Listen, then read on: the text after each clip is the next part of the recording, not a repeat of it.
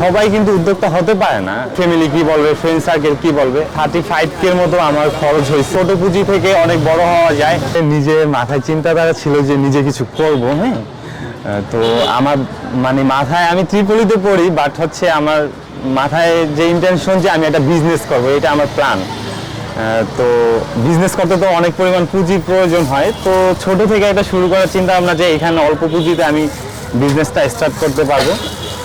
তো পরবর্তীতে আমি জায়গা লোকেশন খুঁজি যে কোথায় এই বিজনেসগুলো করা যায়। হ্যাঁ, তো তখন আমি আর কি লাভ রোডে আসি। লাভ রোডে আইসা আমি একটা ছোট একটা স্বপ্নে দেখতে পারতেছেন আমার দোকানটা অনেক ছোট।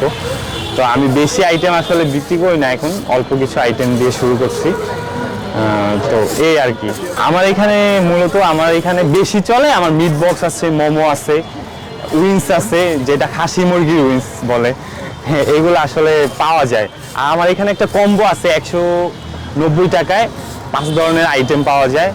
তো আপনারা চাইলে আসে ট্রাই করতে পারেন।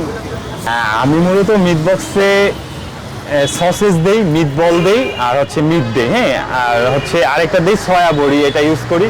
কারণ হচ্ছে অনেকেই কমপ্লেন করে যে আপনার মিট বক্সে অনেক পরিমাণ আলু, হ্যাঁ এটা কিভাবে কমানো যায়। তো আমার ওই টেনশন থেকে যে মিট বক্সে তো আলু দিতেই হয়, কারণ হচ্ছে একটা মিট বক্স 100 টাকা রেগুলার, এটা পসিবল না দেওয়া এত কিছু দিয়ে। তো চিন্তা করলাম যে আলুটা উঠায় ফেলাই, সেক্ষেত্রে আর কি আমার এখানে ইনশাল্লাহ আলু ছাড়া মিট বক্স পাবেন। যেই আসেন আলু ছাড়া মিট বক্স পাবেন। তো আসলে দেখেন যে সবাই কিন্তু উদ্যোক্তা হতে পারে না। কারো মাথায় প্ল্যান থাকে যে উদ্যোক্তা হওয়ার, কেউ আছে যে ছোট থেকে শুরু করবে কিন্তু রাস্তার পাশে আসে খাবার বিক্রি করবে, এটা কিন্তু অনেকেই চায় না। হ্যাঁ, তো অনেকে যে বলবে যে ফ্যামিলি কি বলবে, ফ্রেন্ড সার্কেল কি বলবে। আমি মনে করি যে আসলে কে কি বলুক আর না বলুক, তো আপনি চাইলে উদ্যোক্তা কিন্তু হতে পারেন। ছোট পুঁজি থেকে অনেক বড় হওয়া যায় ইনশাল্লাহ। 35K মতো আমার খরচ হয়েছে, বেশি একটা না। তো ইনশাল্লাহ মোটামুটি ভালোই সাড়া পাচ্ছি, কারণ হচ্ছে আমার কিছু রেগুলার কাস্টমার আসে প্রতিনিয়ত, তারা খায় আমার খাবার, বলতেছে তারাই রিভিউ দেয় যে খাবার অনেক মজার, এই আর কি। তো আমি নিজের ইন্টেনশনটা, আমি ফার্স্ট অফ অল শেফ রাখছি এখানে। আমি শেফ থেকে আর কি কিছু শিখছি। তো শেফ শিখাই দেওয়া গেছে সব কিছু, যে কীভাবে কী করা লাগে না করা লাগে। তো আস্তে আস্তে আর কি ইনশাআল্লাহ ভালোই কিছু করতে পারতেছি। ফুডে তো জানেই সবাই, যারা ফুড বিজনেস করে অবশ্যই ফুডে একটা ভালো পরিমাণ প্রফিট থাকে।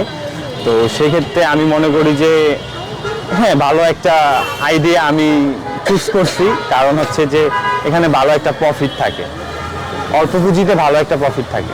ফ্যামিলিকে সাপোর্ট না দিলে পারলেও আমি আমার পড়াশোনার খরচ, আমার নিজের খরচ, এখানে ঢাকাতে থাকি, তো এইসব খরচ আমি মেনটেন করতে পারতেছি।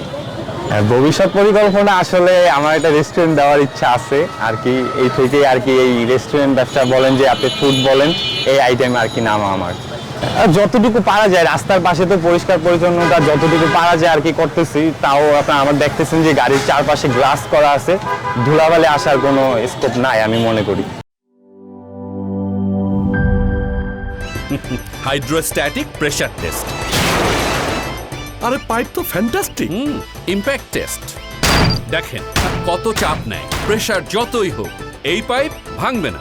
মাটির 1250 ফুট পর্যন্ত গভীর চাপ নিতে পারে আরএফএল ইউপিভিসি গ্লাস পাইপ। পাইপের বস, না কিনলে লস।